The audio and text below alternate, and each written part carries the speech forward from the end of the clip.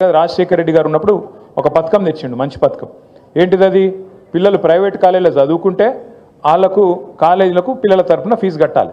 అది fee reimbursement. మన government వచ్చినప్పుడు, కేసీఆర్ గారి గవర్నమెంట్ వచ్చినప్పుడు కాంగ్రెస్ వాళ్ళు, అప్పుడున్న కాంగ్రెస్ ప్రభుత్వం మన మీద ఒక 3,000 కోట్ల బాకీ ఇడిచిపెట్టిపోయింది. ఇడిచిపెట్టిపోతే ఆ 3,000 కట్టినాం. ఆ 3,000తో పాటు 9.5 సంవత్సరాల్లో మరొక 17,000 కోట్లు కట్టినాం. అంటే 20,000 కోట్ల రూపాయలు పిల్లల ఫీజు రీయింబర్స్మెంట్ కోసం మనం కట్టినాం. ఎవరున్నా ప్రజలకు ఇచ్చిన వాగ్దానం అమలు చేయాలి కాబట్టి మనం కట్టినాం. 10 ఏళ్లలో 20,000 కోట్లు కట్టినాం.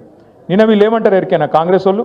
డిప్యూటీ సీఎం, ఏ డిప్యూటీ సీఎం అయితే మాట ఇచ్చిండో మాకు తెలుసు, 100 సంవత్సరాల పార్టీ, 120 సంవత్సరాల పార్టీ, రాష్ట్రాన్ని ఎట్లా నడపాలో మాకు తెలిసినట్టు ఎవరికి తెలియదు అని చెప్పిన పెద్ద మనిషి నిన్న చెప్తున్నాడు మీకు ఫీజు రీయింబర్స్మెంట్ ఇచ్చినందుకు మా అక్కడ పైసలు లేవు. అంటే ఎంత అన్యాయం అంటే 13 లక్షల మంది విద్యార్థులు, ఒక్కరు కాదు ఇద్దరు కాదు, 13 లక్షల మంది విద్యార్థులకు ఇలా శటగోపం పెడుతున్నది కాంగ్రెస్ పార్టీ. వాళ్ళు సర్టిఫికెట్లు తీసుకోలేకుండా కాలేజీలకి వెళ్ళి వాళ్ళని ఆగం చేస్తున్నది కాంగ్రెస్ పార్టీ.